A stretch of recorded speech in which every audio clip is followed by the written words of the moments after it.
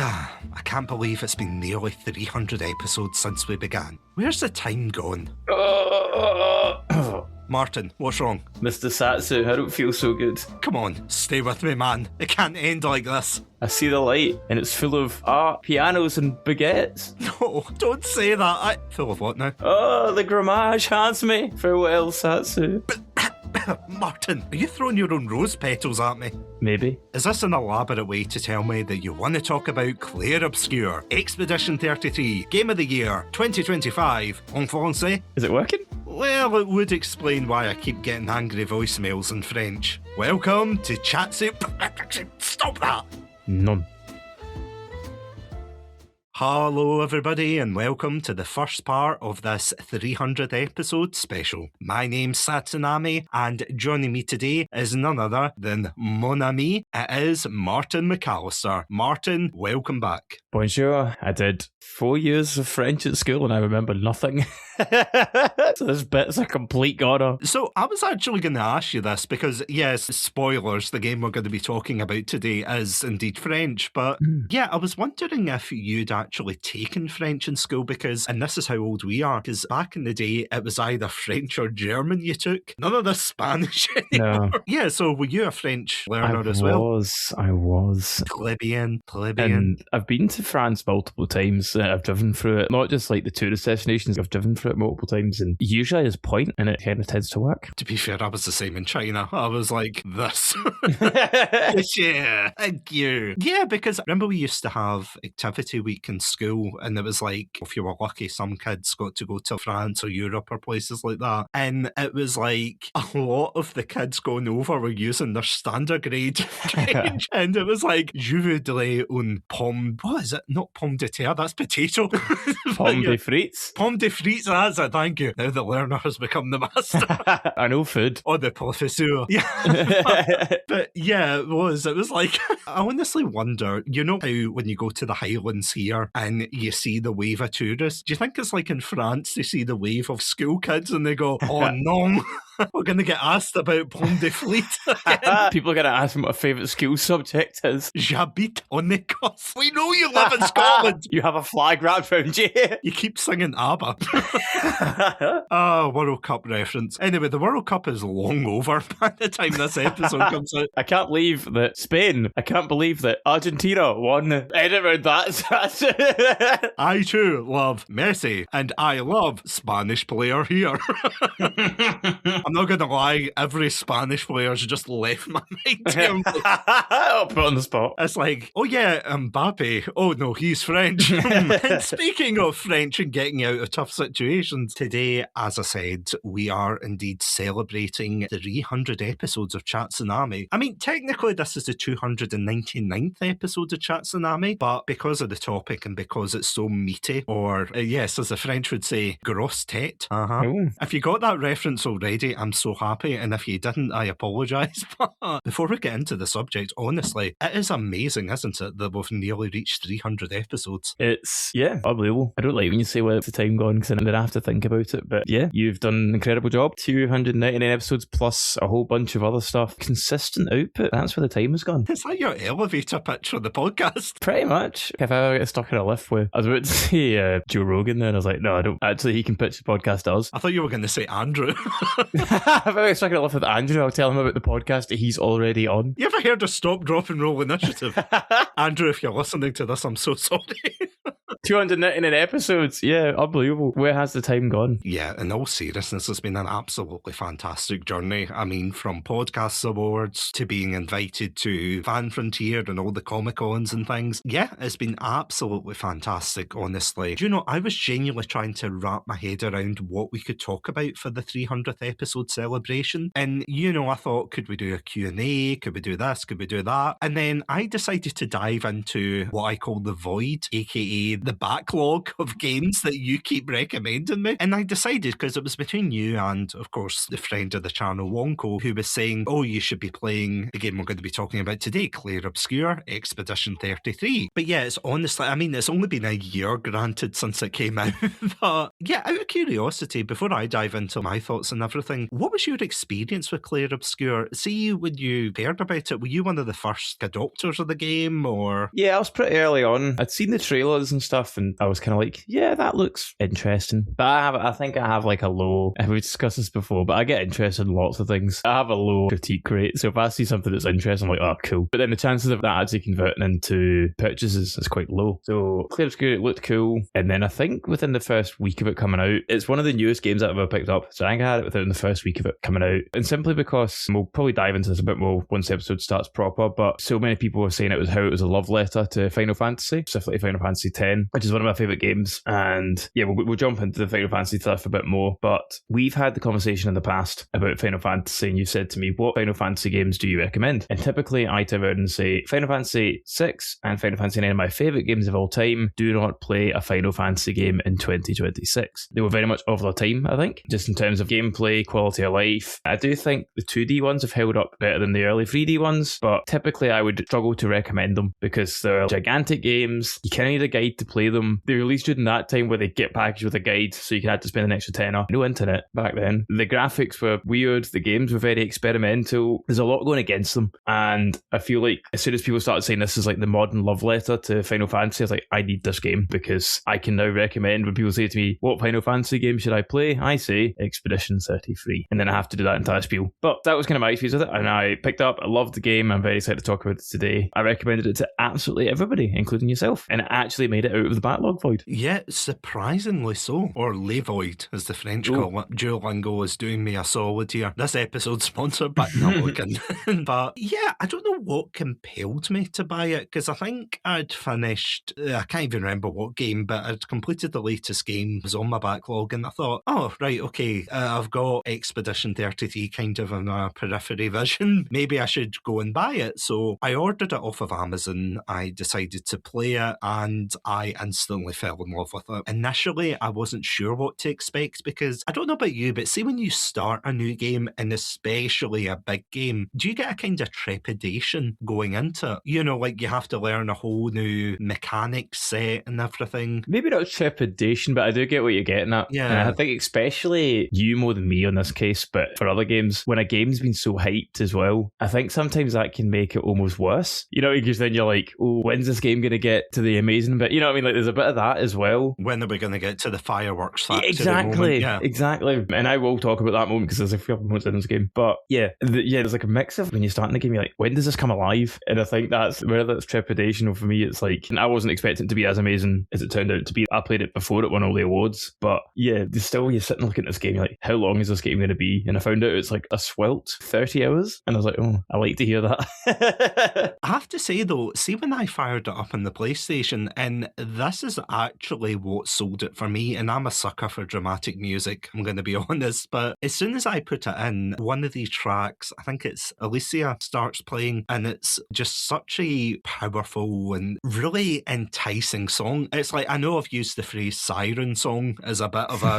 joke, but genuinely, it was just such a beautiful song. And that was before I loaded the game. The main menu was there, and I was like, right, okay, press X to load the game. And I listened to the music, and I'm like, wow, this is such a powerful song. And then, of course, I went into the game, and then you get hit by the same song, but then you're just like, honestly, the presentation is just top notch. And again, you're completely right, just touching on that point of, it is amazing how a game that is so, praised and everything can also cause that sense of, again, I use this in the lightest term possible, that kind of worry that you're going into something that's been overhyped or only a certain niche will like it. And especially when it won all the Game of the Year awards, and, spoilers, it deserved everyone. But when it won the Game of the Year award, everyone was making fun of it. They were doing all the memes on it where it's like, oh, for this completely unrelated topic, who's going to win it? And it was like Expedition 33 and they all get up and the guy's fuming in the background. It was, honestly, that's all I saw from it. And then, spoilers, I went into the game. I absolutely loved it, and it was brilliant. So just a bit of backstory, see, before we dive in. Out of curiosity, do you know much about? See the development history of this game? Very vaguely. So it's an indie game would be the overall quote for it, isn't it? It's like it's an indie game. It's got like a small-ish budget. As far as I'm aware, the soundtrack was composed by someone still at college or someone they got off of SoundCloud.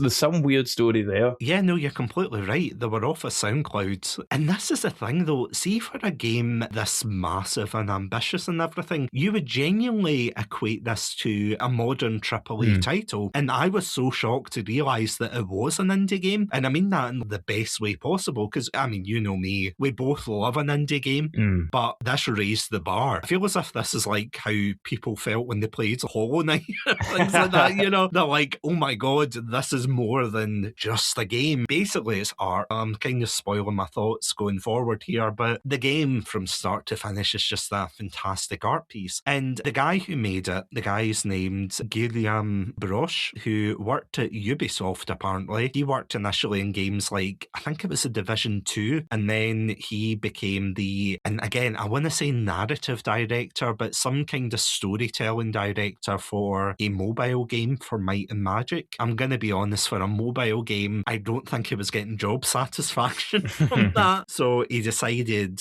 that he was going to leave. The game took 6 years to make, would you believe? I think it was 2019 it must have started. And then what I find really interesting, as someone who also started, you know, podcasting during COVID and everything, I think a lot of the creators who got involved in this game and in the whole process decided, oh, well, life's short, you know, we're at a loose end, why don't we come work on this game? And do you know how many copies of the game they sold in 12 days? I do not. 2 million copies. Whoa! 2 million for an indie game. And that honestly blows my mind. Of course, it was developed by Sandfall Interactive, who was founded by the aforementioned Guillaume Broche, the technical director Tom Gilman, and the producer Francois Meus. And apologies if I've totally butchered those names, but then they would soon be joined by 3 other people. Laurien Testard, who is the aforementioned SoundCloud artist, Nicolas Maxine Francombe, who was the art director. Incredible work. I'm just going to throw that out there. And Jennifer Svedberg Yen, who was the team's lead writer, but apparently I think she was initially cast as one of the voice actors for the main characters in the early days of the game, but then she moved to the lead writer, and because it was such a small team, everyone kind of had to chip in into different departments and things, so it was really interesting seeing that. But out of curiosity, and you might not know this, but do you know why it's called Sandfall Interactive? I do not. I genuinely didn't know this until today either, but apparently it was because that was the initial working title for Expedition 33. So when they used the assets and things, I think they wanted something to do with time, and then they thought time, egg timer, well, sand timer, you know what I mean, but Sandfall, something like that. And a lot of the early versions of the games had Unity assets that were very kind of steampunky, and it is really weird to see. It's very Victorian England, kind of steampunky, and then obviously they moved to 19th century France, which I'm going to be honest, definitely the right call, because there's a dime a dozen of steampunk games, isn't there? I was going to say, I think this is the only game I can think of off the top of my head, apart from maybe that one Assassin's Creed game that's set in this kind of time period. Obviously it's not an actual time period, but that kind of aesthetic, yeah, especially compared to Victorian London steampunk. I can't remember the exact date, but eventually it would be published by Kelper Interactive Limited, who, what I didn't realise as well, because I was thinking about how all the pieces fell perfectly into place at the time, because this studio was founded in September of 2021, and they produced other games like Chia, Scorn, and Sifu, which is absolutely wild, and then they put another feather on the cap with Expedition 33. And yeah, it began when Guillaume recruited people from Reddit to take part. So he went on to subreddits where it was, I think, free voice acting or things like that, and he was like, oh, do you want to come in and work in my game and everything? And I think it was just that perfect mix of people being at a loose end during the lockdowns and everything and taking a chance on this game. Honestly, I'm kind of kicking myself that I wasn't looking at the time, because it would have been incredible to be a part of something like that. It was honestly just absolutely fantastic how this all unfolded. And yeah, as we were saying, the music was composed by Laurien Testard with lead vocal performances by Alice Dupont-Percier. And again, if I get these names wrong, I apologise. I am not French. Wonko will be able to tell me off next week. He lives in France. He can speak French. I cannot. Not to a high degree anyway. But honestly, between the music and everything, between the art style, the writing and everything, it's honestly just such a fantastic game. Next week, of course, we are going to be deep diving more into the heavy themes and things. But this week, we're just going to take it easy, aren't we? We're just going to talk about things from the gameplay. We're going to be talking about a wee bit of the story as well, the music, just everything that makes this game so fantastic. This is how good this game is. This game is so good that I immediately ran to you after finishing it saying, we need to do an episode of this. Unlike the K-pop Demon Hunters, I had two people at the same time, yourself and Wonko, saying, we have to do a 2-part episode. It's like, yeah, you know what? Let's do it. So, yeah, Martin, are you ready to deep dive into it? I have never been more ready. Let's spill some paint. Let's erase this canvas.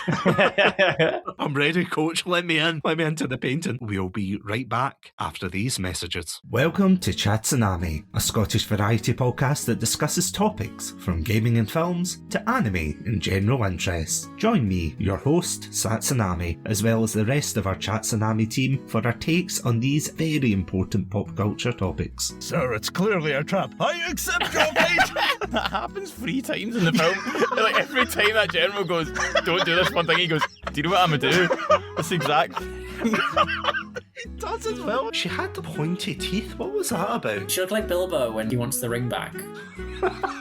She did, didn't she? I just want the lightsaber one more time. Parasite says, no, you will get back into your office and work. No, says the man in Zoom. Yeah. Trousers are for the working man. You're bursting into your hotel room. Honey, we need to go. Leave the kids. You can milk an audition. Oh!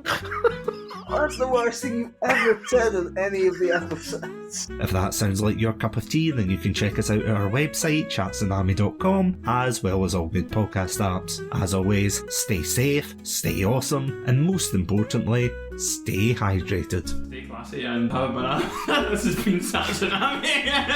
I'm sorry.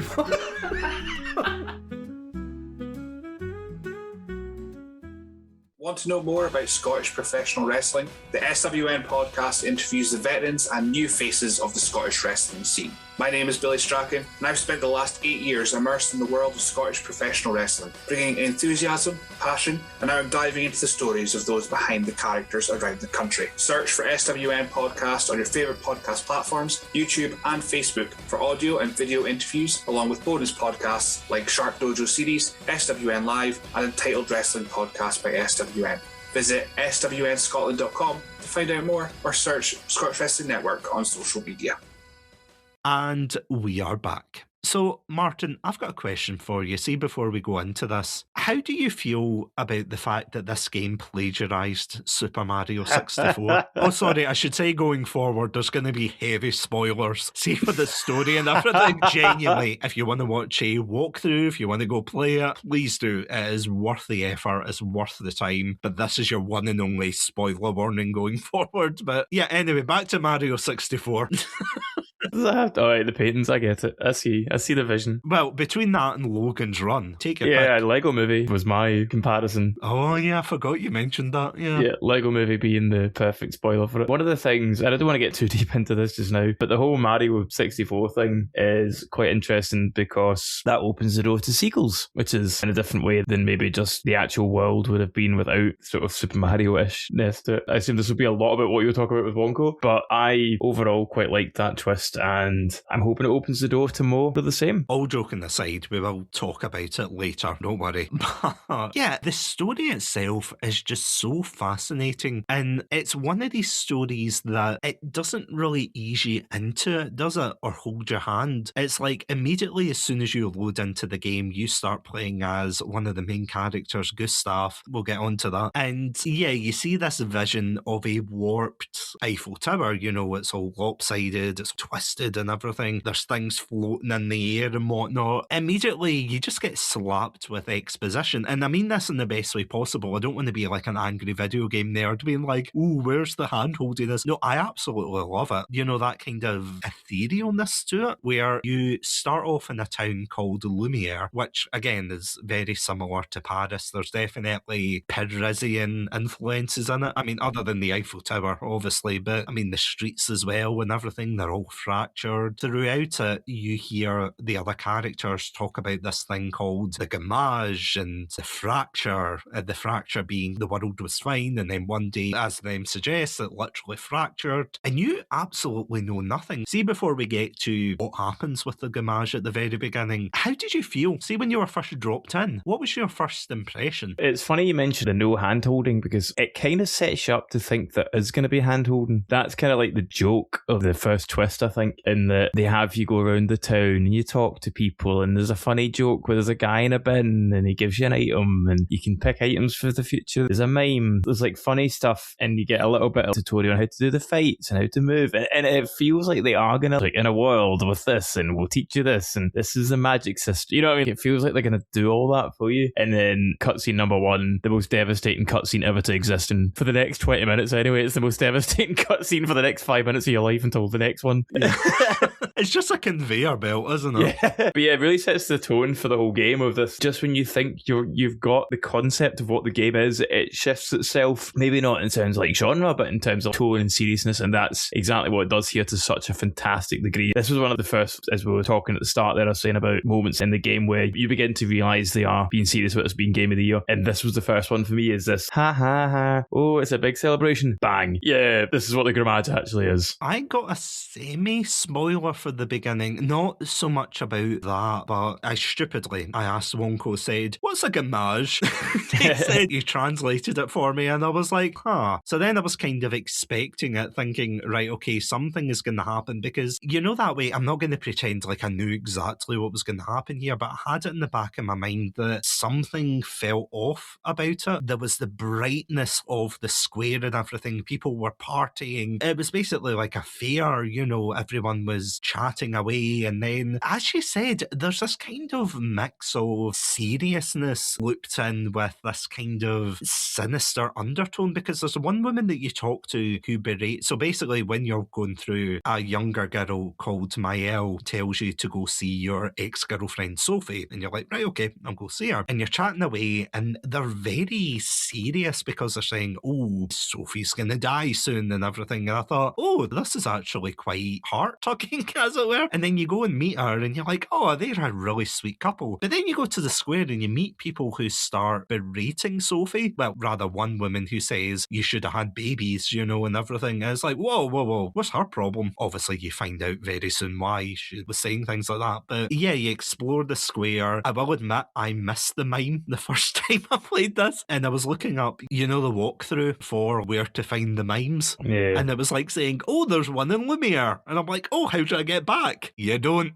It's like, oh, shit. So you have to start a new game and relive the heartbreak. But yeah, you finally get to the end of it. It's like, oh, do you want to go to the harbour and experience the gamage? I'm not going to lie, man. I teared up at the ending of this sequence where you go down to the pier and there's this giant woman in the distance who's sitting beside this massive monolith, and there's the number 34. And again, it's quite ominous because everyone's looking and they're talking about this entity is called the Paintress, who decides when everybody goes. And when I was talking about Logan's Run, I was half joking, but basically when the number counts down, and this was the day that this number would count down from 34 to 33, which I feel really stupid because I was making jokes like, oh, Expedition 33, haha, wait till they make Expedition 34. And it's like, that's not how it works. It's the opposite. It would technically be Expedition 32, but yeah, the number counts down to 33, and then all of a sudden, all of the people who are affected by this, who are 33, they get snapped away, or they disappear into red rose petals, and it's just heartbreaking. I got really annoyed. This is a slight side tangent, but I got really annoyed because there was this TikToker who was saying it is one of these games that it tries to make you feel bad and manipulates you, and then went on to say, now The Last of Us, that's a game that you can cry at, and it's like, it does the same thing.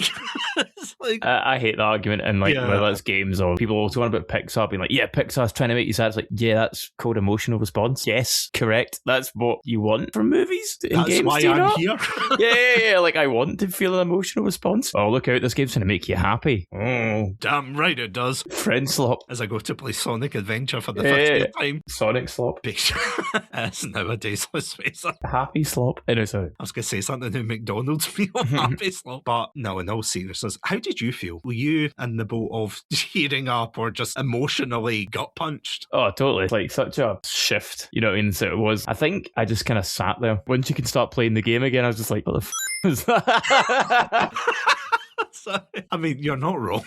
I don't know if I text you, but I definitely text Wonko through tear-filled eyes, and I'm like, I don't like this game anymore. It was so heartbreaking. See, when that game gets me, I immediately go, you know what? This game is definitely going to resonate with me. I know I'm going to love it. And the fact that this is the opening 30 minutes of the game, it's honestly incredible. But then you have to suffer through, because the reason it's called Expedition 33, and we'll get to the Clair Obscur part in a minute, but the reason it's called Expedition 33 is because of the paintress putting down the numbers every year that people from Lumiere go out on an expedition, well, beyond the shores of the city, and they try and stop the paintress. Keep in mind, it's gone from 100, hasn't it? Or has it gone from 100? 100, yeah. Yeah, it's like 100 all the way down to 33, so they're not doing good, to be honest. But then again, you get that rug pull. This game should be called Clair Obscur Rug Pull, because immediately, as soon as you land on the shores, there's this oh shit moment where you see this old man walking towards you. I'm not going to lie, initially I was like, oh, is this going to be like a time travel thing, or is it going to be someone from the future? I did not know where this game was going, I'm going to be honest. And then he basically bodies the whole expedition, except for a handful of them. So you're like, again, I did not expect it. And the game just kept doing things like that. And we'll talk about the twist at the end of Act 1, which I have a lot of thoughts on that and a lot of trauma to get out. But yeah, see, going on that point and then getting to grips with the combat and things, from a gameplay perspective, how did you feel about this game? Obviously, once all the story's kind of done, you're kind of left with a bit of the actual game. Typically, the two, for me anyway, you kind of go down one or two streets for games, and it's either like the gameplay is completely bleh, and it doesn't really matter. So, one of my favourite games, Uncharted, right? Actually, particularly the second one and the fourth one. I would say the gameplay for those are meh. I wouldn't play it just for the sake of playing it. You know what I mean? I play it as a vessel to play a story. Well, I feel like this game was a fantastic marriage of gameplay and story. As I mentioned before, I'm a massive fan of JRPGs, and this, even though it wasn't made in Japan, so I don't know if you have to call it like a sparkling RPG, but this is effectively a JRPG, and it's turn-based, and it's world traversal, and kind of the way it's all set up, it's very JRPG. There's very few games nowadays that commit to turn-based games nowadays. They've really gone out of fashion. Final Fantasy being one of the people that used to be like a big adopter of it, and then they ditched it. Really, as I was messaging you about this today, about the sort of the who is still the games that are the height of this kind of turn-based JRPG. So Persona, we will probably talk a bit more about Persona as we go on with this. I think there's a lot of parallels, but the combat system in this is very reminiscent of Persona. And the other one, and I hopefully we laugh at this, but the other really big JRPG turn-based franchise I like, that I think this reminded me a lot of, was the Digimon games.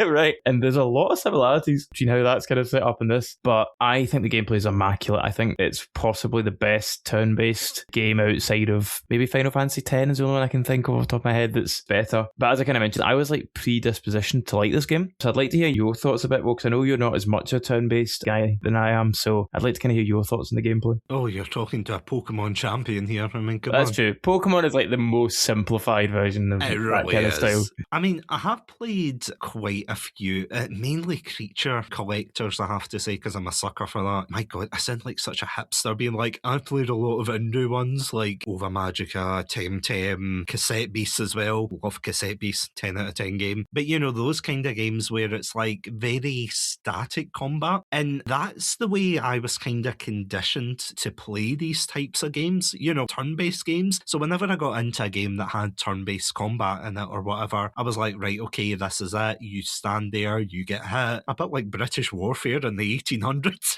It's like, you take your shots, you stand there, you get shot. Yeah, it was like, okay, there's nothing really, this will sound terrible, but there's nothing really engaging with that type of turn-based gameplay. It's very static. It's like, oh, you've got pretty visuals and things, maybe. Well, depending on what Pokemon game you play, but there's not anything really beyond that. But when I played this and I realised there was a parry system, I'm not going to lie, man, that blew my mind. That genuinely, even in Persona, I've only started playing Persona 5, great game, but I don't think there's even a parry system in that, is there? No, this is pretty unique to this game. I can't think of, I'll probably be corrected, but I can't think of one off the top of my head that's done this kind of interjecting. The only one I can think of, Final Fantasy VIII had a mechanic where you could increase your attacks by interacting with the attack button and stuff as you're attacking, but very much you actually have to pay attention between turns, which is terrible for me. I usually make dinner while I'm playing these games, so...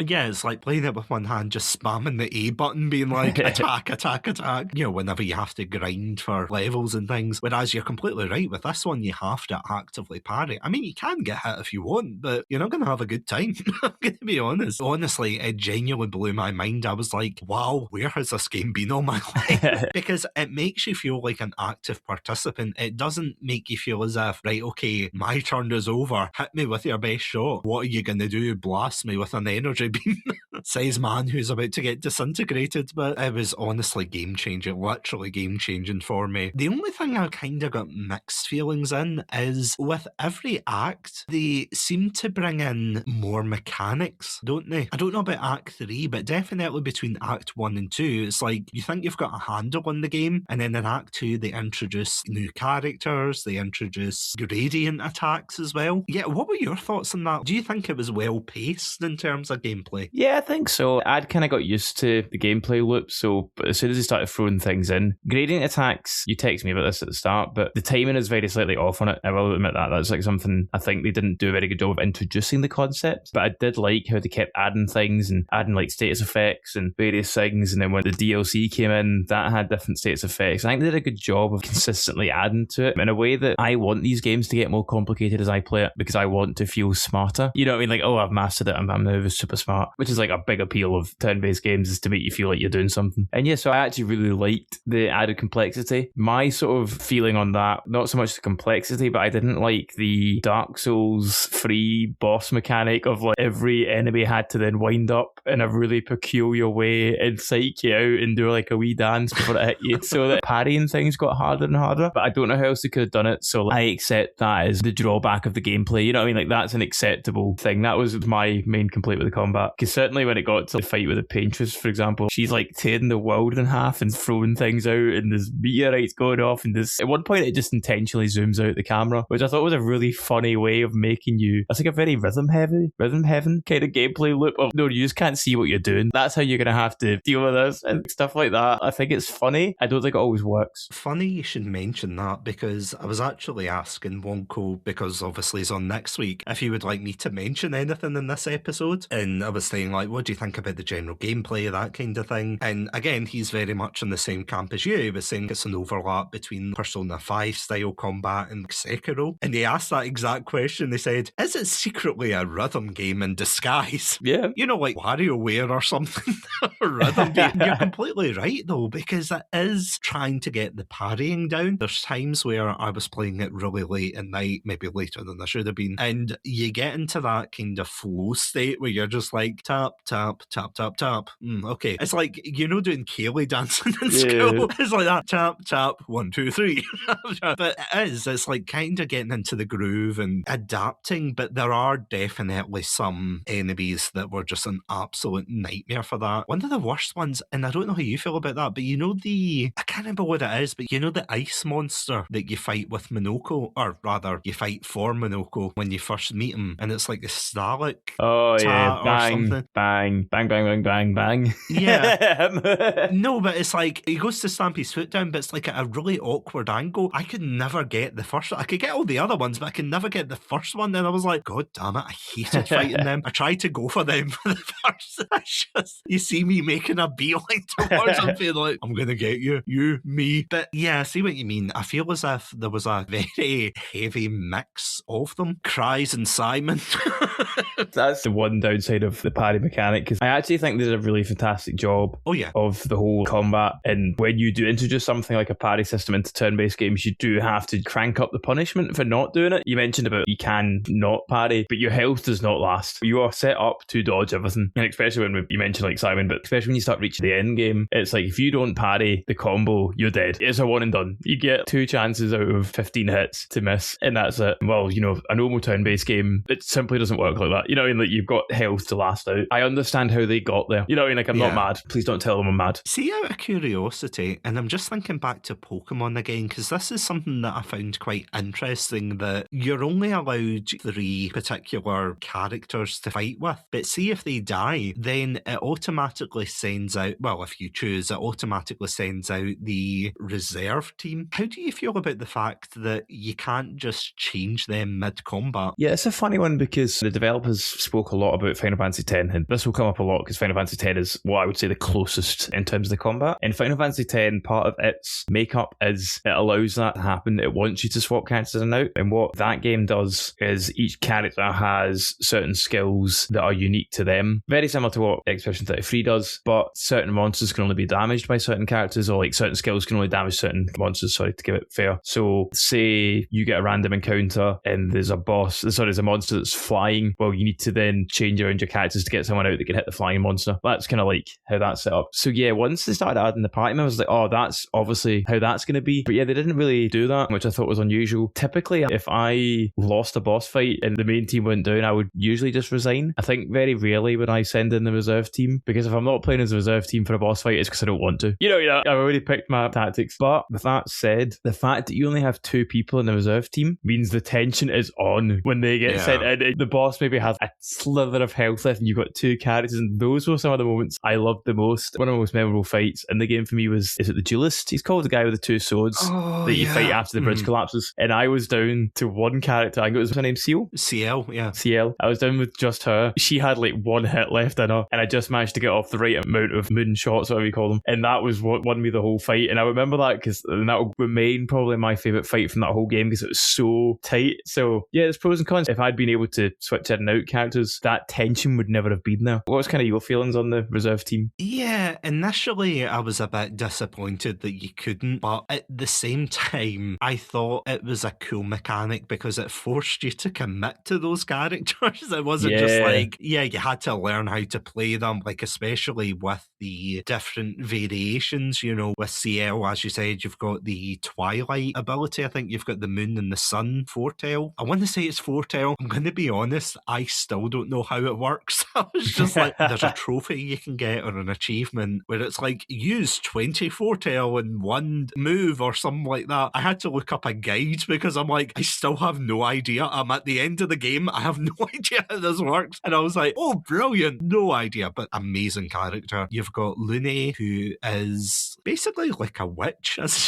Yeah, she's probably the closest like a standard black mage. Yeah, because she uses all the elemental powers. It's so damn cool. Lune was one of my mains by far until I realised how to break the game, but I'll get onto that. But I just loved her abilities, being able to use the elements and use the different abilities to be able to either slow down the enemies or whatnot. The one thing I didn't like is when I was hammering them with thousands of points of damage and then the words absorbed came up.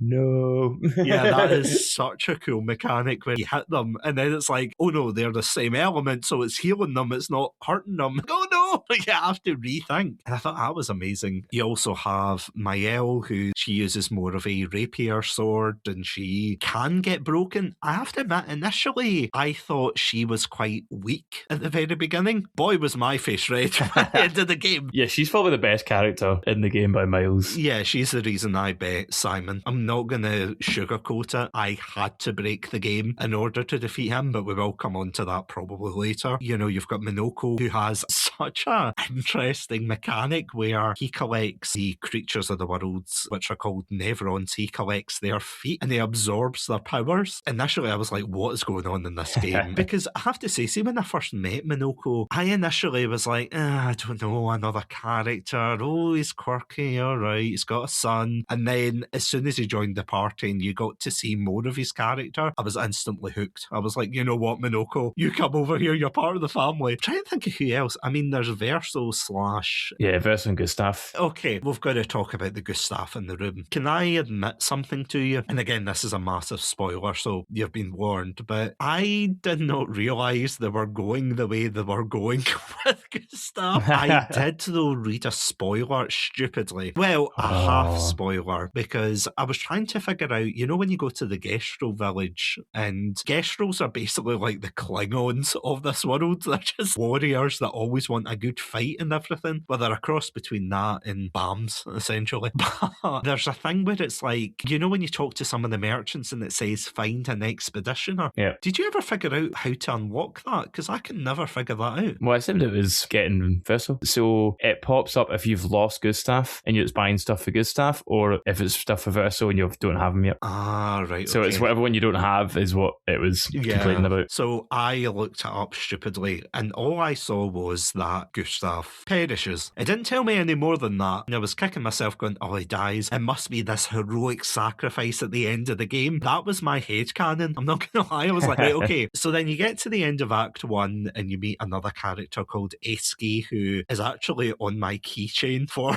my car keys. I got it at PowerCon. Fantastic. But yeah, I thought, right, okay, we've got Eski, who is basically like the Tom Bombadil of this world. He's got really broken powers, and yeah, he's like this creature that helps you traverse the world. Amazing character. So is Francois. Huge shout out to the goat, my main guy in the shell. But yeah, so I was like, right, okay, we're ready to go and everything. And then all of a sudden, the white-haired man, which it kind of annoys me because he doesn't really have white hair in these cutscenes, but the white-haired man comes up and he basically bodies him. I want to talk a bit about this fight. This fight has got, this is one of the next moments for me that I was like, oh, this game's incredible. Yeah. Is while this is happening, while this fight between Gustav and Andy Serkis is happening, the camera leaves the battle, which is something I have never seen in an RPG. You know, sometimes it would be like, again, using Final Fantasy as an example, maybe as a fight's going on, the camera will pan up to maybe an enemy in the distance, or you should attack this thing, or, you know what I mean, or the classic over-the-top summon animation where it goes off to somewhere else entirely. But the way that the camera like span round to zoom off to go to someone else and then to come back and to see, why was this not happening? Why was this? Where were these people during this fight? And it was that mingling of cutscene and gameplay, but it felt really frantic in a way that turn-based shouldn't. I wasn't sitting debating what to do. I was like, oh my god, hit the button, go, go, go, go, hit the gun, bang, bang, bang, bang, bang, back to, you know, it felt frantic in the way this was like another moment that I've never seen in any kind of JRPG. And I was like, this is unbelievable. That fight, until obviously it ends, but that fight was like a one of a kind. I've never seen it. And they didn't even do that again within the same game. They were that proud of it. They were like, no, this is its own moment. And they never repeat it. And it's phenomenally clever. And oh my god, see the cinematography in this game. I don't know if that's the right word, but the framing and everything, where you hear the banging of the cane and it echoes and it keeps cutting to black and then coming back in. And Gustav is so unaware and he's like, oh, I've got a good stone. And it's, you know, that Breaking Bad meme hitting the window, being like, oh, Gustav, he's behind you. And that was the moment I was like, no, they're not going to kill him off here. This is the main character. You named a chapter after him. And then he's talking to Mael and he gets, well, for a Satsunami friendly reference, the move that kills Sonic.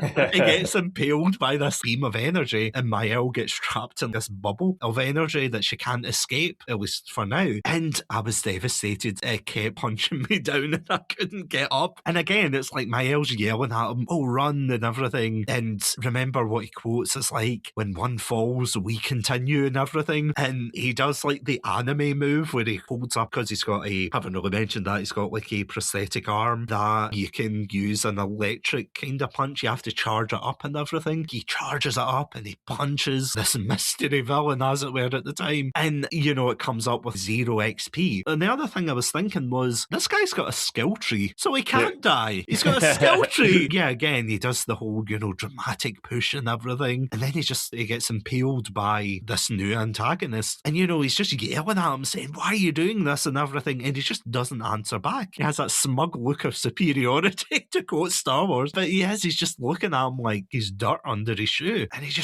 kills him right there and then. And honestly, as you said, you put the controller down and go, what the was that? It's like, I couldn't believe it. I take it you felt the same way. Yeah, 100%. But then we get introduced to the Gustav replacement, who is Verso. I'm going to be honest, I have never disliked a character more at the very beginning. Don't get me wrong, I think you warm up to him later on in the game, and I understand his struggles and everything. But see, when you were introduced to Verso after the untimely death of Gustav, what were your thoughts on that? Oh yeah, I think they play with this intentionally. You mentioned like the skill tree. They almost like for like replace him. Yeah. You know, it feels quite lazy at first, which is almost, I don't want to say they intentionally did something bad to do something good, right? Yeah. But it does feel like that. You know, it's not until you start expanding the skill tree that you realise it's not a like for like replacement. But you know, it's like, oh, it's electricity power. It feels very similar to what you've just lost. And I think they've done that intentionally. And then, yeah, they really don't explain his character. They have him drop in the middle of this. And then it's like, oh no, you're playing as him now. Very few games manage that, I think. In a way, and it's just kind of clicked with me as you were saying that about the ideas of loss and things, because one of the major themes of this game is grief and the idea of loss, because the game starts, I mean, for God's sake, with you losing your ex-girlfriend in half of Lumiere. It almost feels as if it's a meta commentary, isn't it, of you've lost a character you've become so attached to, and then you've suddenly got this replacement, and they've just said, oh yeah, this is Verso, he's your new friend, deal with it, continue. Fantastic writing.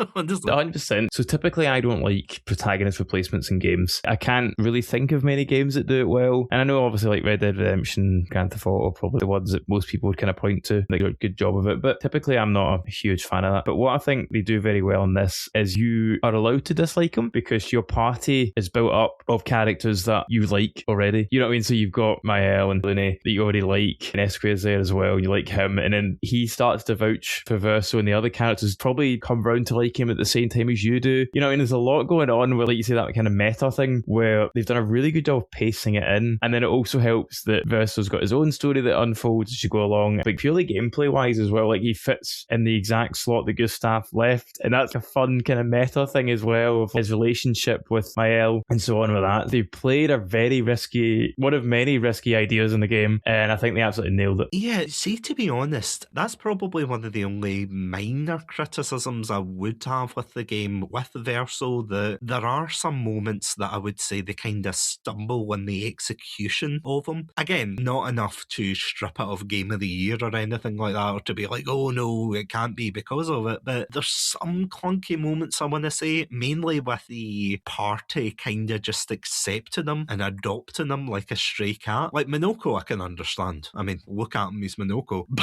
But no, jokes aside, there's a couple of scenes, especially the scene where you go to Old Lumiere, which is so damn cool. I'm sorry, the art direction in this game is superb, where it's got all the light swords and everything sticking out the grit. Oh, so good. And you try to get to the manor house where the paintress is residing in, with this very similar looking young teenage girl with white hair and a burnt face, and you try getting there, and there's one scene where I think once you beat the main antagonist, who turns out to be a man called Renoir, I can't remember, I think he tries to attack Mael, and then Verso yells somebody else's name as he defends her, and I kind of suspected that's where they were going with that oh, there's some kind of relation there, but it kind of felt like they were saying, look, jangling the keys, look, it's definitely a, connection. And there was kind of some clunkiness of when they revealed that Renoir, the man who's been attacking them, was also Verso's father. And I feel as if, see if that was you, would you just kick him out the party right away? Yeah, they do try to kind of gloss over that, but I think that's gameplay over story there. Oh yeah, absolutely. You have to do that in D&D, I suppose, just glossing over, being like, yeah, no, we've got to play together, otherwise there's no point of us being here. They do make a good job though from, if you think of it from the party's point of view though, of like desperation is the number one key to survival here. And it's something they kind of reflect a lot in the game as you go along, but I think under usual circumstances, yes, they would have kicked him out. but under the circumstances here, you've got so little chance of survival that I do understand why they were just kind of like, oh my god, fine. You know, they kind of had to just accept it. See, when you first met Verso and then you found out about the twist, were you still amicable towards them, or were you thinking that as well, just like, I don't want this guy in my team anymore? Oh yeah, there's definitely a point with that. I genuinely, and again, I go back to the time travel thing because I was seriously coping with Gustav. I was like, oh, maybe it's Gustav from the future.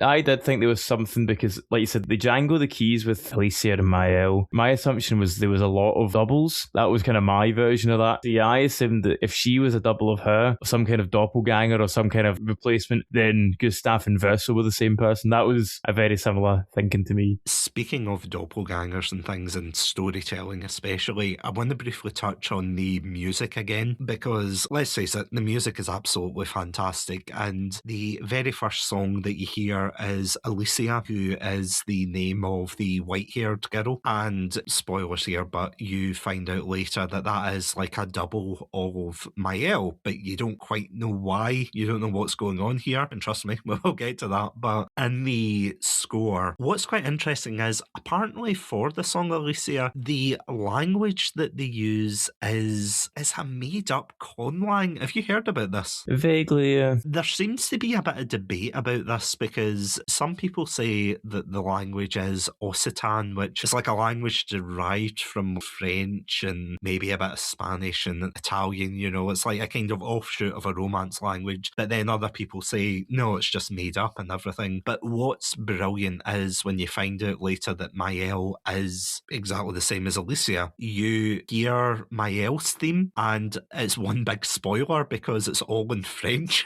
but it's the same song, and it's like, that is just so good. And it's the same with Gustav's theme, where his theme is based off of the Lumiere theme, you know, the one that goes do do do do do do do do, and you know, it's like very bubbly, it's very upbeat. You can imagine going through a Parisian street and being like, oh, this is such a banger. But then you hear Gustav's version and it's just the complete opposite mood of that. They honestly do such a good job, see, with storytelling, with the music and everything. Yeah, what are your thoughts on the music? Yeah, no, unbelievable. The motifs and stuff that they reuse for different characters are just really good. But I love a good battle song. And typically with a JRPG, you get like one or two. You know what I mean? Or maybe you get like one extra. So Persona 5 has 5 battle themes, I think, overall. This game has about 20, and they're all bangers. All of them phenomenal. A bunch of them made it onto my top played songs of 2025. No wonder.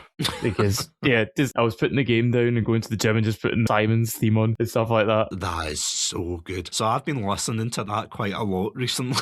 I think it's called We Lost or something like that. Simon's got his own, just called Simon the Divergent Star, which is phenomenal, yeah. But yeah, the We Lost one's also, that's one of the winner boss fights. Oh no, the one that I have to point out for Renoir is the Unvia theme. Yes, that's insane. Oh, it's so good. Especially, it gives me goosebumps every time. See, when I hear the, and again, I'm not sure if it's this one or another one, but it's the second time I think you fight him, but you fight him as the main party, and it's Verso who says, oh, we only need to incapacitate him, and Mael's like, we're going to kill him and everything, and it builds up and it builds up, and then it's the, oh, so good.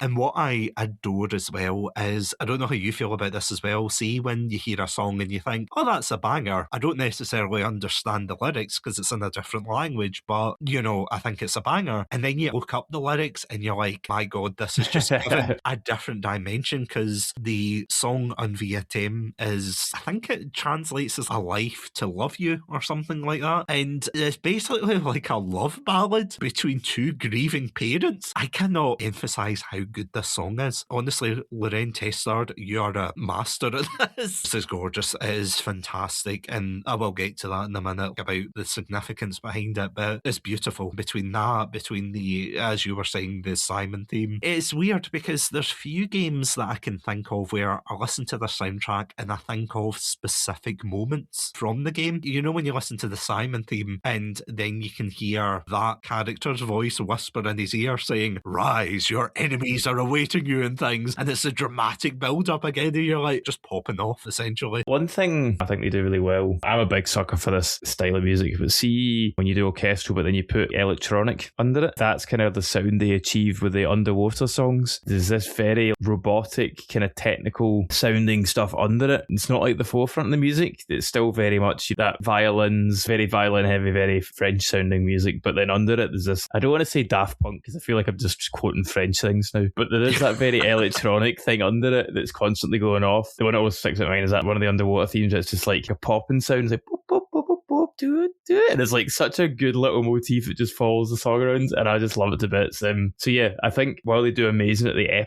epic stuff, it's the everyday themes just bind together so well in this like electronic undercurrent. I think it's a really nice touch. The only one I do find weird, and I don't know if you found this area, I think it's called White Sands or something Sands, and it's like you go there and there's not really anything there. I think there's like a few collectible things, but you're sitting there and then there's a French person. Yeah, the jump scare. The audio jump scare. Yeah, and he's just whispering in your ear and you're like, I'm sorry, who are you? Je voudrais un pomme de fleet.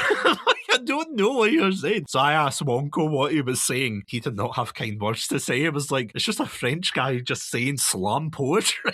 He said, I don't know what to tell you. And I thought, fair enough. Yeah, that was one of the few things I looked up online because I was like, I feel like I'm missing something in this room. And all the comments on Reddit and stuff was like, no, this is just a room. There's a lot of theories that was going to be like the DLC kickoff point, but no, it's just a guy yapping. Good for him. Yeah. Start a podcast.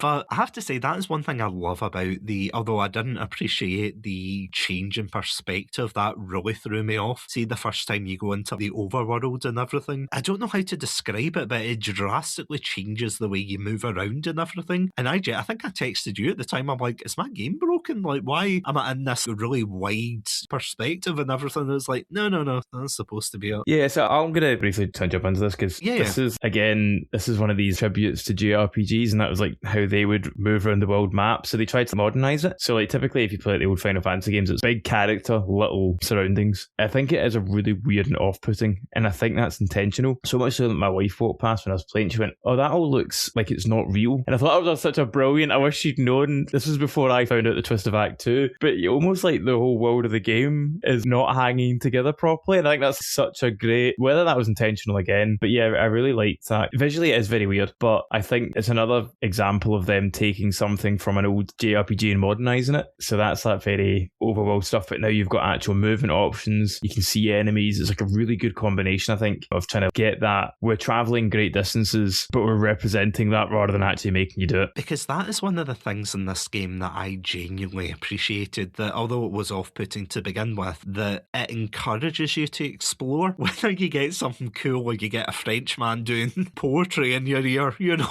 it's like a Russian roulette, you're going to get either or. But I thought that was just so cool that you could go around and you could find audio logs and things, and maybe it's just the bias and maybe because I love Bioshock, but you know, that kind of, you pick up an audio log and that's the idea of these expeditions, that they go out to the far reaches of the fractured world and everything, and they've met different fates along the way. Like some of them have been killed by Nevrons, some of them have bumped into the Gestrels and everything. Some of them do range from quite funny to genuinely tragic, and it is really heartbreaking in some moments where you're like, oh my god, this is horrible to listen to, but there's nothing really obviously you can do. It's quite voyeuristic in a way, where it's like you're listening to the last moments of this expedition or these characters, getting an insight into their pain and everything, which sounds very French, doesn't it, for this artistic direction. But it was really cool because I never felt as if, well, maybe one or two instances, but I never really felt as if I was like backtracking and then being like, oh my god, I have to do this. Maybe except the lost Gestrels, that was a bit annoying towards the end. I had to look up a walkthrough for that because I think I got 7 of them naturally, and I was like, where the hell are the rest? Yeah, and again, that extends to the gameplay as well, bar again maybe 1 or 2 bosses, Cough Simon or that big electric eel in the sky. I never felt as if they were overly unfair, if that makes sense. It felt as if you could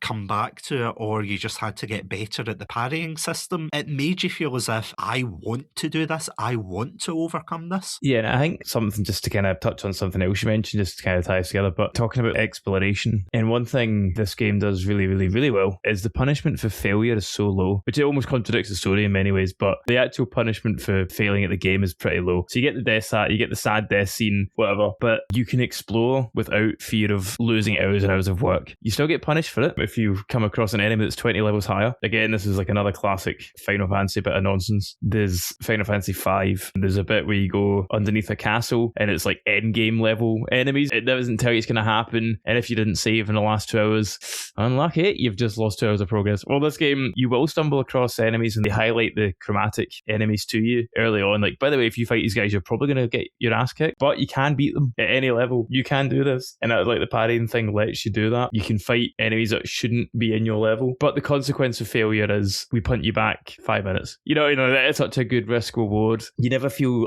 no, actually, I'm going to say I never felt I was being absolutely unfairly punished for trying something in the game. I mean, even Simon, like phase 1 of that was absolutely, well, it wasn't fine, but it was manageable. And even before I found out how to break my L and basically barrel through them, phase 2, that gives me nightmares. Like I could block a few of them, but then it was almost too quick for it to register I was parrying it and everything. It was just a mess. But again, people have done it, so it is possible. So in the words of the cool kids, it is just a skill issue. It isn't because, the game's broken or whatever. Speaking of broken gameplay though, can I just mention one thing that we haven't touched on yet? The Gestrel Beaches. Yes. Did you complete all of them? I did. This is another push up the glasses Final Fantasy moment here. The director of the game actually does specifically mention this. These are intentionally stupid. It's, again, another tribute, and you can Google this, another tribute to Final Fantasy, in that Final Fantasy was full of crap minigames that you had to complete. Final Fantasy X had one where you had to dodge lightning strikes 300 times to unlock a certain weapon. I finished them. They didn't need to be in the game, really. There's some things that might be better left in the past. This is probably one of them. The only up one was kind of funny. Yeah. The one where you dodged lasers up the thing. The volleyball one, I can get lost. Yeah, not a huge fan. I get the joke. Doesn't need to be there. I'm glad it was optional. You called me a dog when I said I was doing them. Well, you do know what you unlock for them all. It's because you were doing them so early as well. I mean, they were there. Brother wanted his entire team in swimsuits for the start of the game. Oh, that is actually, I just want to touch on that. Genius spot that. Before I rant about the Gestrel Beaches, but if you manage to unlock all of the swimsuits and you put all your characters in swimsuits, then when you go to fight Renoir, there's actually an Easter egg where he'll turn up in a swimsuit, and I thought that is amazing. That is absolutely incredible. And one thing as well I want to point out, speaking of customization, because again, it's not something we've touched on, but you can obviously customize your weapons and things. They've got different abilities. That's expected of an RPG game, but you can also choose different outfits which don't really affect you stat-wise, which I'm really glad, because I'm not a big fan of that in games. When it's like, oh, you have to wear this armor because it's got the highest stats, and you're like, this is the ugliest armor I have ever seen in my life. I'm not wearing that. It's like I'd rather die in the game. But what they've done as well is they've added an option where it's like you can change the cutscene so that it'll keep their default outfits on. There was somebody who said they put Gustav in a swimsuit for a laugh, and then they got to the Renoir scene where he gets killed off, and he's like, my Gustav died in his swimsuit. And I'm like, how many people do you think went through that? And they were just like, whoops. Also, another very depressing fact, if you're collecting the music records, if you go back to the place where Gustav got killed, and I think it's Stone Wave Cliff, something like that, then you get Gustav's song from there, which was so heartbreaking. I was like, oh, I wonder why it's here. And then I was like, oh my god, this is the place he died. Oh no, his body's still there. Oh no. Oops. But sorry, going back to the Gestrel thing, I hated them. I thought they were an interesting idea and everything, but I thought the only up game, this game is not made for platforming. I'm going to be honest. It feels very clunky, and as someone who's played a copious amount of platformers, it was not a fun time. But again, there was this weird sense of I was getting really frustrated with it, but I also didn't want to be beaten by the French.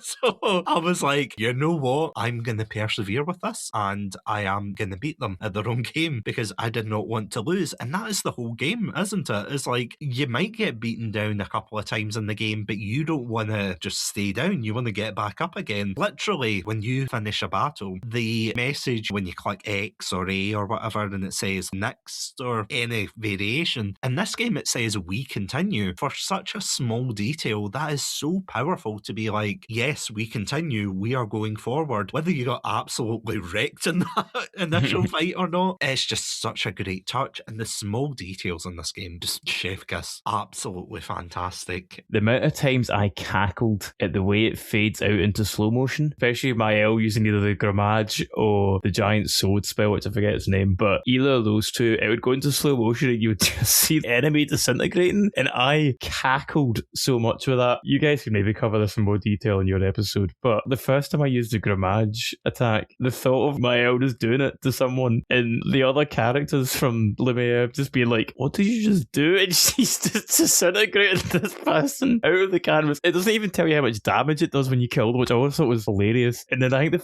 it tells you like the max damage you do at the bottom of the screen. And it was like the first time I ever used it. She does the hand action. The game doesn't even look at the character you've hit it with, and it just came up with damage done 9 million or something thick. It was like some outlandish number, and I cackled so hard. But yeah, that was one of my favorite touches, was that instead of doing like the victory theme thing like you typically get in JRPGs, it was like this fade out, and I thought that was phenomenally funny. Especially, as you said, when you get 9 million or whatever for the first time, and then you realise that the game can be broken, which initially some people might think, oh, that's not good, you should keep within the limits of the game and things. But it's the fact that you can use the items in the games, like the pictos, which are skills, aren't they? And they add to your damage, they add to your abilities and things like that. You can get insane damage, and it is so cool to have that option, because it's like you can decide whether you want to stick to, the limitations, because there's a picto that you can get called Painted Power, and Painted Power essentially makes sure that you can deal more damage above 9,999, but you can decide whether you want to leave that off or keep it on. I saw a masochist on YouTube leave it off for a fight with Simon. Insane. I was like, all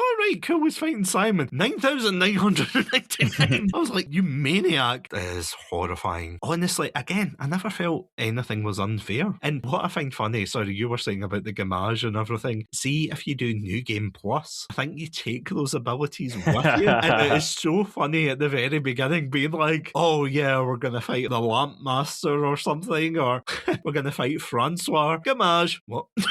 Sorry. I mean, is that the perfect place to talk about the finale of this game and the quote-unquote twist? Go for it. And again, don't worry, we will get into this next week, but what ends up happening is basically you defeat Renoir at the bottom of the monolith and everything, and then you go up to defeat the Paintress, and you're like, oh, I can't wait. This is the end game. This is what you've been building up to. Sorry, before I go on, how did you feel about the initial twist? See, when you went to attack the Paintress and it did nothing? Yeah, that was mad. The Paintress fight itself as well is broken into sections. I don't know if you're going to get into that, and there's a really clever way of doing that. But yeah, the first assault on the Paintress goes very badly. Yeah, she's just like, I don't want to play with you anymore. It's like, oh no. But you're right, when you get to the actual Paintress fight, it's incredible, isn't it? Yeah, it's just so good. And again, you get the dramatic music and everything, and then you defeat the Paintress, and yay, well done, champ. You can go home and you have a big party in Lumiere. Everybody's cheering. Well, no, slow down. Sorry, just before that. So, something just to mention about the actual Paintress fight, though, is you get that rush of like, oh my god, you're fighting on, and you do get that, holy crap, you're beating her. And then all of a sudden, the music all drops out, and you're just fighting a woman who's just not fighting back. And that's like the first time that the twist starts to come in. And that's such a great bit of that audio gameplay mix of the music drops out. She's not fighting back. She actually, I think she heals you as well if you're at low health. And the game just kind of stops playing for a bit. You don't need to do anything. It just kind of stops. And it's such a great bit of, am I the baddie kind of thing going on? You know, I love that bit. And it makes the next, before you go back to the way about that sort of next bit feels quite hollow. That's such a great bit of storytelling plus gameplay plus music kind of combo. But sorry, as you were. Yeah, eventually you get back to Lumiere and everyone's celebrating and everything. And then I do love that, the way they're all fawning over Eske and Minoko, and it's really cute. But then you also get the bittersweet moment where Mael gives Gustav's apprentices, who are like these these orphan children his journal to be like, yeah, he didn't make it, sorry. And that is something that you can add to. Although I don't know if you have to add to. I always did because I felt bad if I didn't. Yeah, but I don't know if it makes a difference or not if you don't add to it. I think it's just more of a storytelling because you get, when you're in the overworld, you get a camping mechanic where you go back to the campsite, you can talk to different members of the party, you get to learn about them, which is utterly heartbreaking, and trust me, we will be talking about that next week, but there are so many heartbreaking moments, so you breathe a sigh of relief thinking, okay, the game is over. I kind of thought, well, I can see why this was Game of the Year, yeah, that was a pretty decent game. And then you get the twist where you realise that by removing the painters, you have essentially doomed Lumiere and the entire world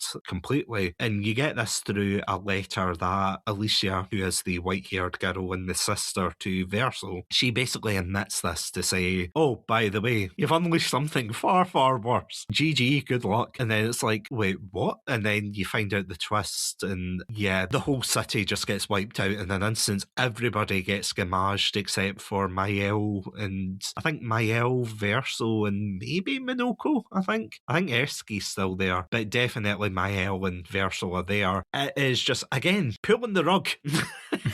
I was just like, what? Because you think, okay, although it's the end of Act 2, that's weird it's not in a 3-act structure. And then you're like, oh, that is why. How did you feel about that? Just to see when that scene happened, when it's like, oh, by the way, you've unleashed something far worse, you've deleted your whole world. I had guessed, because you mentioned about Act 2, I'd kind of guessed it was going to be 3 acts. In Dragon Quest 11 or 12, what number it was, the most recent one, it does a really good job of like introducing a next act where it's like, you won, but there's still more to clean up, and then things kind of open up, and it's very gentle. Maybe not gentle. It does a twist, but nothing like to this level. And you think after the twist of the first and second act, I would have been like, I'm ready for another rug pull. I still wasn't.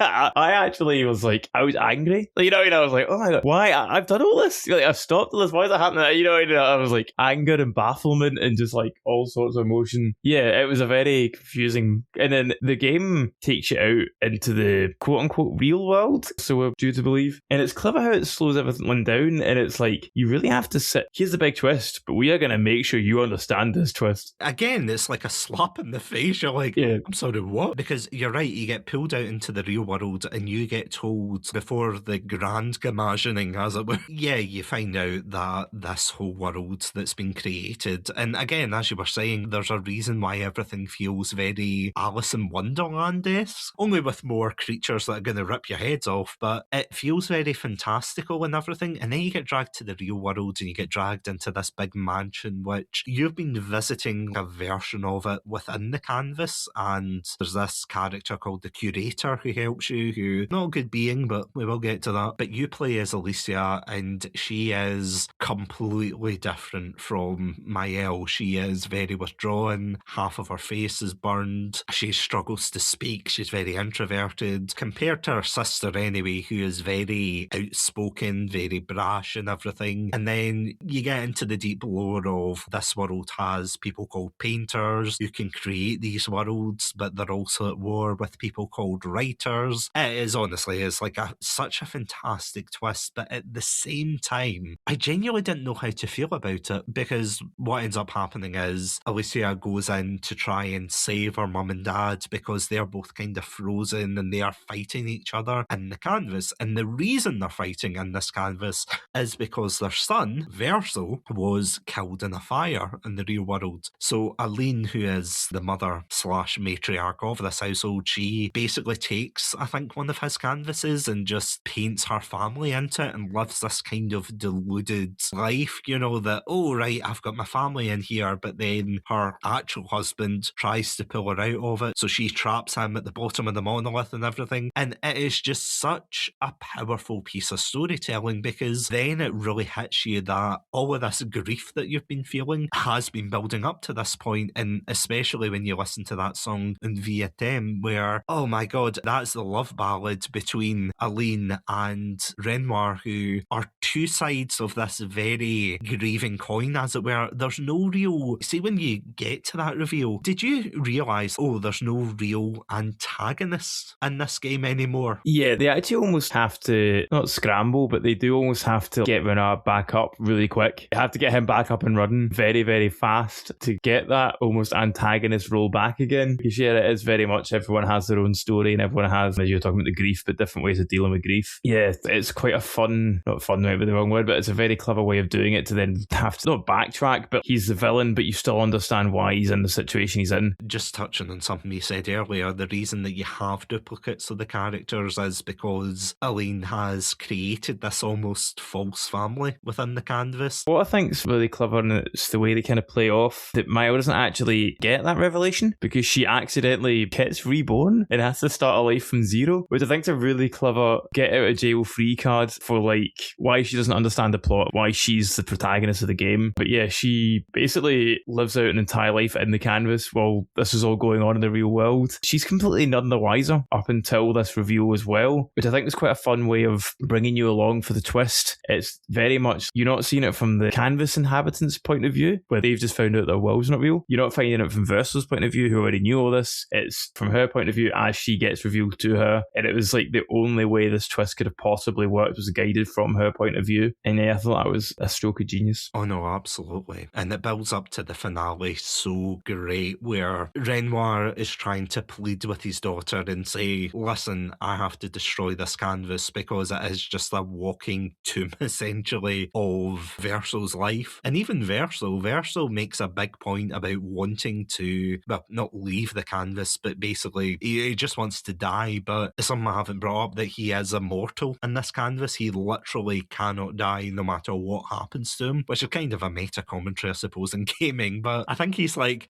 maybe Renoir has a point, and Maya's like, no, we're saving the canvas. And she unlocks her painter power. She brings back Ciel, Lune, Minoko, and everyone. The only kind of minor thing I would say is I feel as if it becomes the Descendre family show at that point. Lune and Ciel and all of the other characters, they kind of become sidelined. I get why, from a narrative, it's not a game breaker or a deal breaker, but it does feel like they're kind of put into the side of, yeah, you can come along to talk about this family's grief session, as it were. But no, it's fantastically done. And then you get to the finale where, oh god, it's so good. You fight Renoir in his curator form, and then he summons a Axon, which is essentially just like a kaiju. There's like 3 of them throughout the game, and he summons one of them back, and you're like, oh, how are we going to deal with this? It's just, essentially it's a back and forth. You're having to fight, and you're trying your best to go through it. And then Elaine comes back into the canvas despite the protests of Renoir, and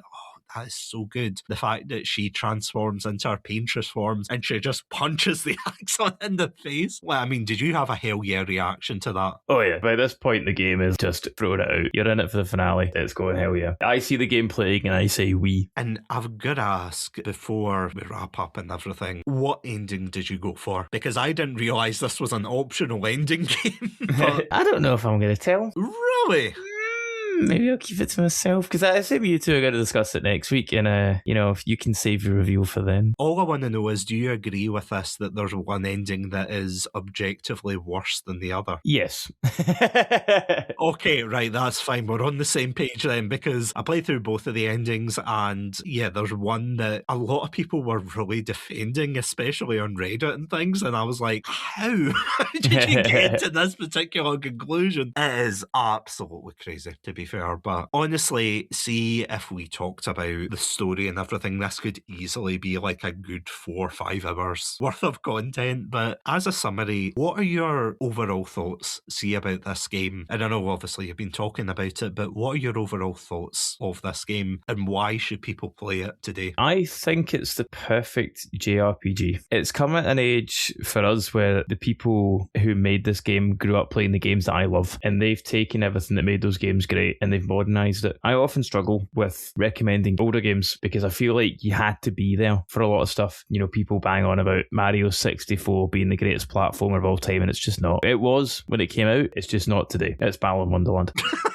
Those are fighting words right there. No, it's Astrobot. I was going to say, just wait till season 7 where we talk about Balin. Yeah, and what was the other one? Mighty Number 9. Oh, Jesus. Mighty Number 9, yeah. That's going to be a fun episode. Anyway, and so I always struggle to recommend games from a certain era, and I feel like for my personal, if I was to write out like a list, and the greatest run of games ever made by a games company is Final Fantasy V to Final Fantasy X. I think it's the best run of games ever made in a row. I think very few other companies can boast such a high quality run of games in a row. You know what I mean? I think maybe the only other thing I can think of that would match it is Rockstar. Off the top of my head. I'm sure there's others. But in terms of one franchise and just this insane run of games. But I struggle to recommend these games as the quality of life's so bad, the graphics are poor, the gameplay's only engaging to a certain degree, the stories have aged poorly. Expedition 33 fixes pretty much every single flaw these games had. It modernizes everything. It's an incredible story, an incredible soundtrack. There's no restrictions on the game itself. It came out in the greatest era in terms of having no technological restrictions. It's got an incredible voice cast, something that the old Final Fantasy games didn't have up until 10. Was it Final Fantasy 13 that had the guy all laughing on the beach? That's 10. 10, right, okay. Yeah, Titus. Which is that total side, an incredibly emotional, phenomenally written scene that got taken out of context and memed. It's a shame. He's intentionally doing a fake laugh. Anyway, that was the first game that had voice acting in it by Final Fantasy, and the voice acting is rough. This isn't. This is the opposite of that. It has all these quality of life improvements I was talking about. It has a lot more character depth. It has the campsite stuff from Baldur's Gate, if you like that kind of thing. It's got secrets that actually reward you as opposed to just adding numbers on a screen. I think it's the perfect JRPG. I think whatever game they make next will never top it, and I'd love to be proven wrong, but this game was made for me. Genuinely, this game was made for me because the people that made it love all the same things that I love. Would I recommend this game to someone else? Absolutely. Will they enjoy it as much as me? Unlikely, because you would have picked it up by now. Well, never say never. Never say never. I took a year to play this game. I completed it a few months ago and I was like, wow, what a great game. When did this come out? A year ago. Oh, Jesus, yeah. I'm behind the curve here. But I just mean in terms of the games that I love, this was a love letter to all the games that I love. It's perfect. Yeah, over to you. Honestly, I can only co-sign that. This is to me what a perfect JRPG should be. Again, is it perfect? It's near perfect, I would say. I feel as if, and this is an example I bring up a lot, but you know how there's that one film or one game that changes your outlook into a genre? And for me, in terms of action films, the one that changed my mind was The Raid, just by how incredible, the choreography, everything just kind of blended together into this amazing film. And for me, this is what Clair Obscur is like. It is something that takes all the elements of JRPGs, turn-based combat, things like that, and it adds onto everything that makes it good. As I said before, it rewards the player for wanting to explore the story, wanting to find out what happened to this particular expedition, that particular expedition. It is such a fun and rewarding game, and I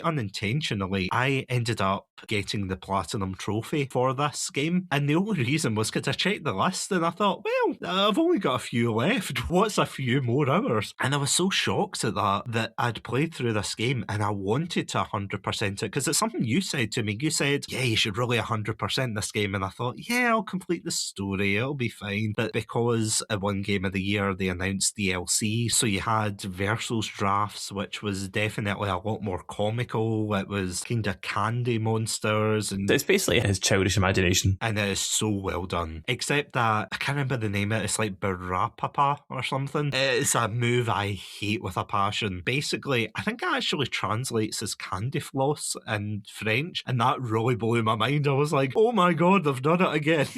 It's like a move where if you get hit by it, then your output of damage gets reduced to 1, so you have to keep hitting to get rid of it, but then they attack you again with it, and it's just a cycle. It is horrible. I hated it, but you can use it to your advantage later on. That's all I'll say. But things like that, the exploration of the world, it's just everything blends together, and I genuinely could not recommend this game enough. As I said, it's so good that I had to do 2 parts for this game. Maybe we'll do 2 parts for Persona 5. You never know. But I have to say, after playing this game and then going back to Persona 5, yeah, I'm enjoying Persona 5, but I miss the parry and I miss everything else about it. I'm like, yeah, Persona's cool, but there's no crowbar or anything. But no, honestly, it's a fantastic game. Both are. And as you said, it blends everything that people love about the genre, and they just do a fantastic job. The developers, I think, got knighthoods in France for this game. Totally deserved. I was going to say, not a big enough credit. Oh, yeah, exactly. As you touched on there, the voice cast was fantastic. I did not know that Charlie Cox played Gustav in this game. He didn't either. Have you seen in the interviews with him? He doesn't like games. Yeah, that really baffled me because I was like, oh, cool, he was in the game. And you know that way some voice actors are really, yeah, obviously he's got Daredevil and everything to do and that Disney money coming in. But when he was like, yeah, as you said with the interviews, when he was like, who's Gustav? He's like, oh yeah, that game. How the hell did they get him? Because I mean, they got him, they got Ben Starr as Verso, fantastic voice actor. They got Jennifer English, who was Shadowheart in Baldur's Gate 3 as Mael. My friend Andy Serkis. Oh, why? Did you meet him? Yes, nice guy. I completely forgot you met him. My main man. It's like, yeah, where's Gollum? Can you put a blue suit on? Sorry, I don't recognise you. I don't recognise you without the dots on your face. But no, honestly, they were all fantastic. In fact, Andy Serkis was so good in this game, I genuinely didn't realise he was in this game. People kept saying, oh, have you heard Andy Serkis yet? Oh, have you heard him? I was like, who the hell is he in this game? Because I've talked to hundreds of characters. No idea. Is it like background Nevron number 5 or something? And it was like, no, he's Renoir. And I was like, oh wow, what a talent. Fantastic voice acting. But yeah, closing statement, go play this game. What are you doing listening to this? Go play. If you haven't already, and you don't mind spoilers, but no, honestly, this is a fantastic game. Definitely go see it. On that note, Martin, thank you so much for, not only joining me in this episode, but also joining me in the other 299 episodes of Satsunami. I cannot wait to celebrate 300 next week, so thank you. You're absolutely welcome. I can't wait to get my party hat on and celebrate episode 300. And of course, before we wrap up, where can the amazing Pandalorians at home find your content? You can find me across Instagram and TikTok at Mark McAllister. You can also find me on Facebook, but it's basically just Instagram reposted. I'll mainly talk about wrestling and my weird, wonderful life in the wrestling ring. However, there is more stuff to come on the horizon, so if you follow me now, you get an early look into what that is. Apart from that, you can find me on podcasts such as Satsunami. I've heard Satsunami's really good. Oh, really? Award-winning. Many are calling it. Award-nominated, thank you very much. It wasn't an award for me. Thank you. Award nominating. I'm still nominated for your award. Yeah, sorry, I gave the award to Scottish Wrestling Network. God damn it. Billy, if you're listening to this, I'm gunning for your title. This is my call out. Yeah, but if you would like to listen to the double nomination podcast, then, of course, do you know I've been putting that in my CV, by the way? Hell yeah. Then you can check us out at our website, chatsunami.com, as well as all good podcast apps. I also want to thank our amazing Pandalorian patrons, Robotic Battle Toaster, Ghostie and Cryptic 1991. Thank you so much for supporting the show. And if you would like early access to episodes, bonus content, commentary tracks from Martin and I, we have some amazing commentary tracks, as well as a whole host of other juicy exclusive content, then you can check us out at our Patreon page, patreon.com/Chatsunami. This podcast is a proud member of the Podpack Collective. For more information, check us out at our Twitter/X page at Podpack Collect. Until next time, thank you all so much for listening, and thank you for supporting us on this journey to 300. Next week, as Martin and I were saying, we'll be deep diving into the story, the lore, and all the juicy themes of Clair Obscur Expedition 33. Stay safe, stay awesome, and most importantly, please don't get gamashed before the next episode. Oh, I thought you were going to say parry it. Oh yeah, well, parry it. Can't believe we never made Parry it! Jeez. No, I've got nothing. Right, see you later. Bye. Oh.